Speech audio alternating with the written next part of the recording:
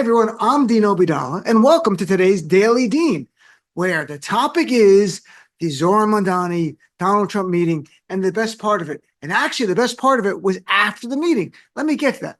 First of all, though, for those people somehow confused by the idea of Zohran being charming and somehow captivating Donald Trump, what you miss is that we Muslims, and I'm one of them, we have a magic power. We have the ability to mesmerize people.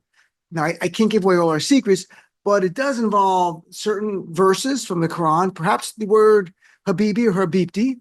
And every now and then you have to use a kind of a cologne that has spices that are a mix of like cumin and cardamom and ecstasy. But putting that aside, what we saw in the meeting I get it. People were shocked by it. They didn't expect Trump and Zohran to get along, especially because of the fact that just literally days before, they were both calling each other names. But they had a closed-door meeting. And here's the thing about Zohran, and I know him a little bit from New York, don't know him well, but know him a little. Really smart, does his homework, very charming. He knew what his job was behind closed doors, and he executed. We can assume he said nice things to Donald Trump and made his ego feel good. And then there's Donald Trump, ecstatic about it. But the flip side, of course, not only are Donald Trump's approval ratings the lowest in the second term, they're just about the level of the lowest in the entire first term and now. And on the economy, it is the lowest by far. So Donald Trump is suffering. He's had a terrible run since the election where he got his ass kicked. And then you had Epstein cave in by everyone and Donald Trump attacking members of Congress and the backlash after backlash. So here's Zohran Mamdani. Upbeat, young guy, charismatic. He's a winner. Trump needs to be around a winner. So he sucks up to him. And if you look at the pictures of Donald Trump, we all should wish we have someone that looks at us with that kind of love in their eyes, because it was beautiful. Nice, huh? But what happened after the meetings, to me, was the most fun part, because I actually expected the meeting to go pretty good, or they never would have went to public. What happened afterwards is that the anti-Muslim bigots all got triggered. They got so mad. I mean, that's redundant. They're always mad. But they got even angrier that Donald Trump and Zohran were getting along, because these people really do hate Muslims.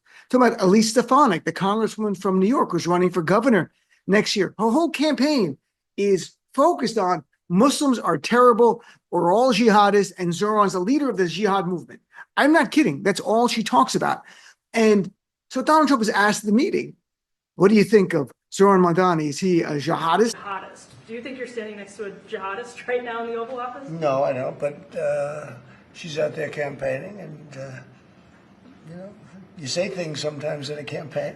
That really pissed her off. It pissed her off so much she had to go on social media immediately to go, no, he is a jihadist. We're just disagreeing, me and Donald, on this, but I love Donald Trump. The next person got pissed off, Loomer. Loomer is a cautionary tale for Botox abuse. Here's a picture of her. Whoops, sorry.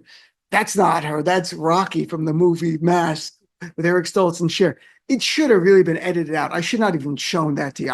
I apologize, but it's funny. In any event, Loomer really mad. After the election, when Zohran won, she was out there spewing so much anti-Muslim hate that Muslims are going to come to New York now and kill people. It makes no sense, but that's what she thinks of us. She's no fan of Muslims, and I don't think she's a big fan of Christians either.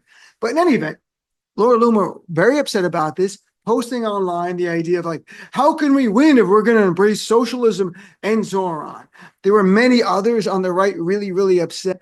ABC News radio host got really pissed off. And how could you do this to me? I love you, Donald. And now you're meeting with this guy. I have to be honest with you. Let me be honest.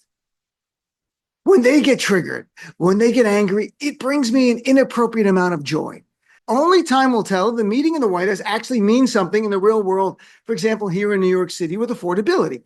Or does it help Donald Trump's polling? Or does it make Zohran look more like a big-time mayor? All those questions will be answered later. But the answer we have now is there's no doubt that that meeting triggered the anti-Muslim bigots. And it's the little things in life that I have to enjoy, because these people, their goal is to make our lives horrible. Their goal is to intimidate Muslim Americans from running for office. Their goal is to incite hate against us and even violence against us. So when they're triggered, when they're mad, it brings me joy. And if that's wrong, I don't want to be right. Thanks for tuning in to today's Daily Dean.